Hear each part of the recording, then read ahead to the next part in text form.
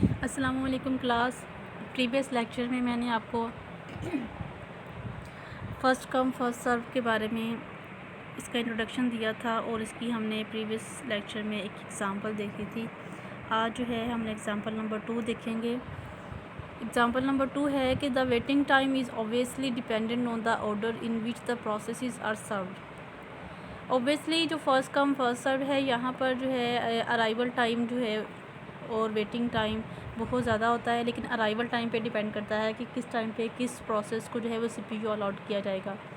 जैसा कि first come first सर्व हमारे पास है कि पहले आइए पहले पाइए, कि जो सबसे पहले प्रोसेस एंटर होगा कंप्यूटर में उसको सबसे पहले जो है सीपीयू अलॉट कर दिया जाएगा।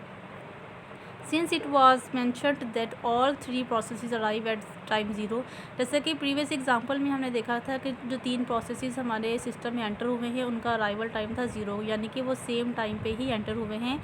The system could have chosen to dispatch them in the following order.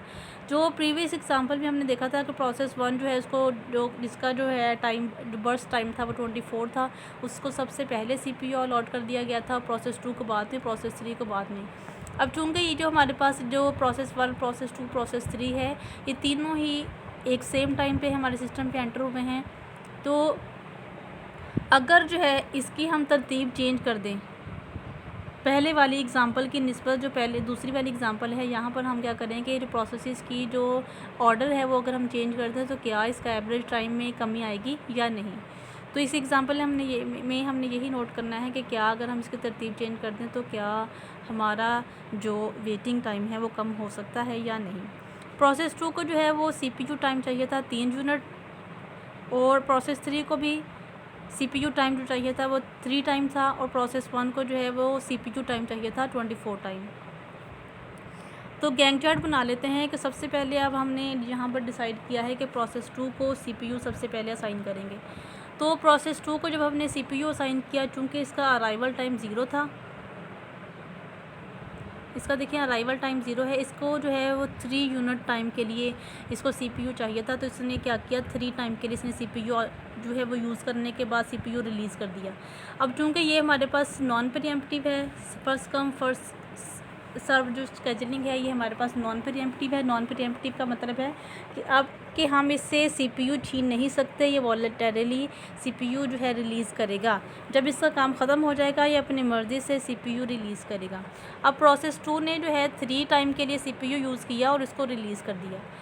अब इसके बाद देखिए प्रोसेस 3 की बारी है। प्रोसेस 3 को भी 3 टाइम के लिए सीपीयू चाहिए था। अब इसका जो स्टार्टिंग टाइम है वो 3 होगा और इसका एंडिंग टाइम 3 + 3 हमारे पास हो गया 6।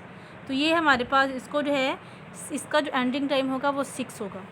जब ये सीपीयू यूज़ कर लेगा तो क्या करेगा, सीपीयू रिलीज़ कर देगा 3 टाइम यूज़ करने के बाद। अब लास्ट में हमारे पास आ गया प्रोसेस 1। अब प्रोसेस 1 को सीपीयू जब हमने असाइन करना है तो इसको चाहिए 24 टाइम के लिए सीपीयू। तो प्रोसेस 1 को जब हमने सीपीयू असाइन किया तो इसने देखें यहाँ पर 24 टाइम पे तक इसने सीपीयू इस्तेमाल किया। अब जो है 6 + 24, 6 और 24 का जब हम ऐड करते हैं 10, 0, 1 और होगा 30, तो इसका जो एंडिंग टाइम जो है वो क्या हो गया 30। अब प्रोसेस 1 जो है प्रोसेस 2 को कोई वेट नहीं करना पड़ा, प्रोसेस 3 को जो है वो 3 टाइम वेट करना पड़ा, प्रोसेस 1 को जो है वो 6 टाइम वेट करना पड़ा। अब यहाँ पर जो है हम वेटिंग टाइम कैलकुलेट कर लेते हैं। वेटिंग टाइम कैलकुलेट करने के लिए मैंने आपको प्रीवियस लेक्चर में इसका फार्मूला भी बताया था आपको कि किस तरह से हम जो है वेटिंग टाइम कैलकुलेट करते हैं। प्रोसेस 1 हमारे पास है, प्रोसेस 2 है, प्रोसेस 3। फर्स्ट कॉलम में हम लिखते हैं कि हमारे पास प्रोसेसेस कितनी है।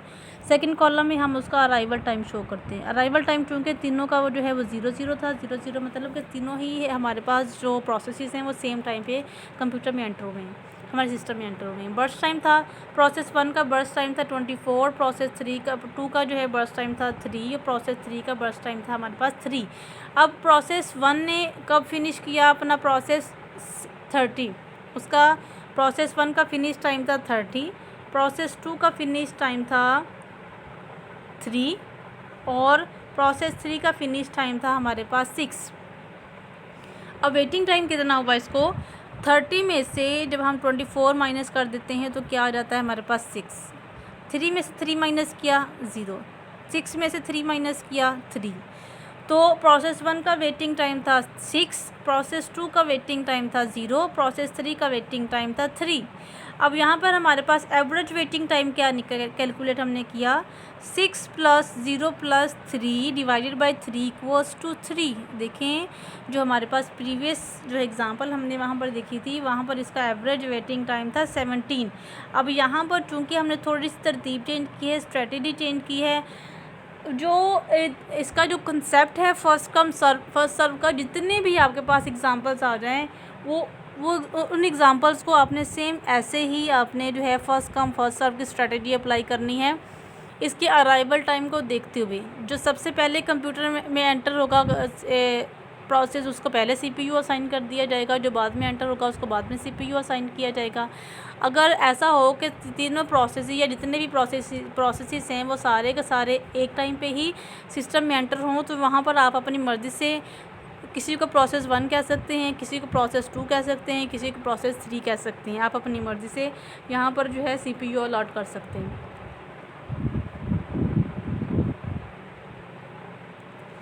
प्रीवियस एग्जांपल में प्रोसेस 1 को पहले सीपीयू असाइन किया गया था, प्रोसेस 2 को बाद में, प्रोसेस 3 को उसके बाद में। हम वहाँ पर हमारा एवरेज वेटिंग टाइम कैलकुलेट हुआ था 17।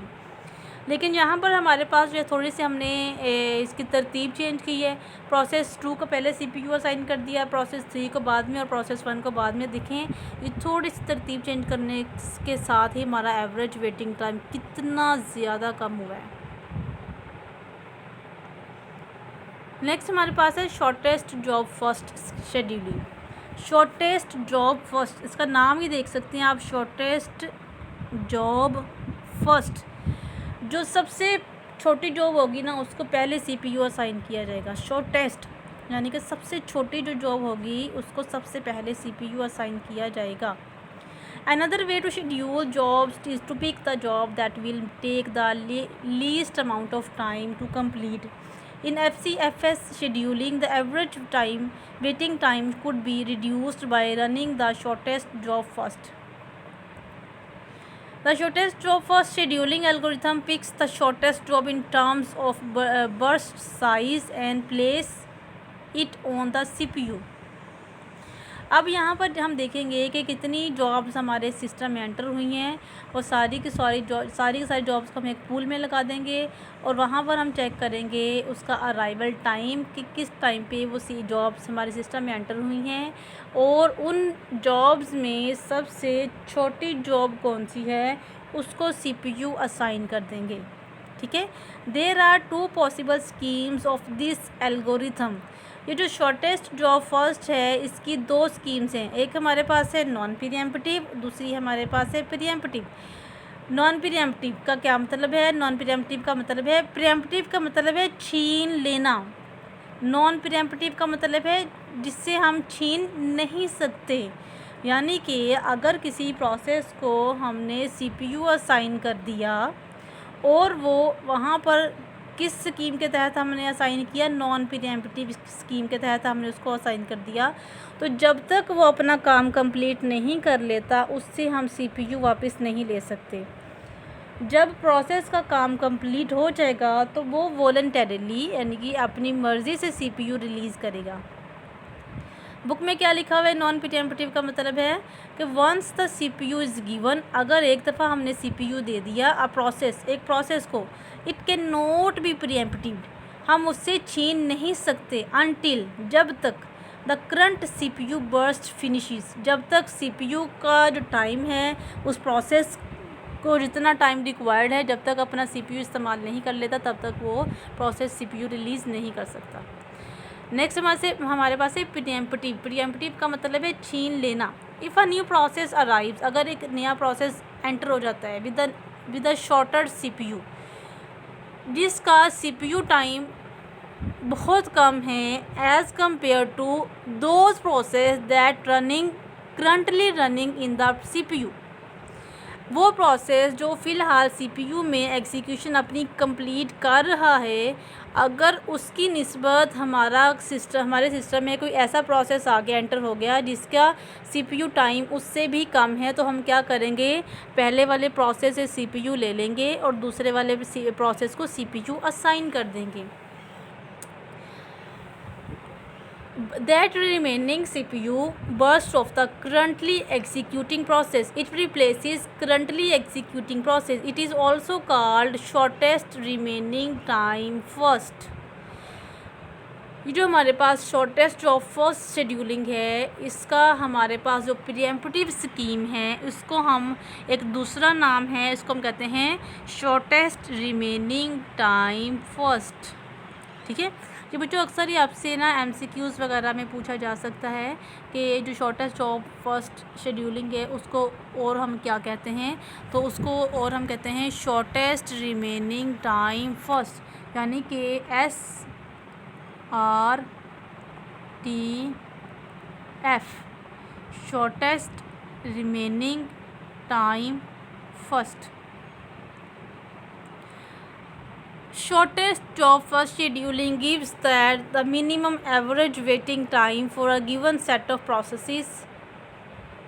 ये जो हमारे पास शॉर्टेस्ट जॉब फर्स्ट है, ये बहुत ही कम एवरेज वेटिंग टाइम हमें देती है। If you run all the shortest job first, अगर आप सारी की सारी जॉब जो छोटी जॉब्स होंगी उसको पहले आप एग्जीक्यूट करवा देंगे, then each subsequent job has a relatively short waiting time, तो भी जो हमारे पास बाकी जॉब्स होंगी उनको भी जो है वो बहुत कम जो है वेट करना पड़ेगा। If you were to run all the long jobs first, अगर आप जो बड़ी जॉब्स होंगी उसको पहले एग्जीक्यूट करवाना शुरू कर देंगे, देन एवरी सब्सिक्वेंट जॉब, जो दूसरी जॉब जो अभी क्यू में लगी हुई हैं, would have a longer time to wait, तो उनको जो है ज़्यादा टाइम के लिए वेट करना पड़ेगा। तो ये जो हमारे पास शॉर्टेस्ट जॉब फर्स्ट की जो हमारे पास एग्जांपल्स हैं नॉन प्रीएम्प्टिव की और जो प्रीएम्प्टिव की है, ये आपको मैं नेक्स्ट लेक्चर में डिस्कस करूँगी, नेक्स्ट लेक्चर में समझाऊँगी। ये आपने बहुत ही ध्यान से इन लेक्चर्स को जो है वो लेना है, अंडरस्टैंडिंग करनी है इन सब की। अगर किसी पॉइंट के समय नहीं लगी तो आपने मुझसे फ़ौरन ही पूछ लेना है, ठीक है। अच्छी तरह से लेक्चर को रिवाइज़ कीजिएगा, अगर किसी पॉइंट के समय नहीं लगी तो आप मुझसे पूछ लीजिएगा। अपना ख्याल भी रखिएगा, दुआ में याद रखिएगा मुझे। टेक केयर, अल्लाह हाफिज़।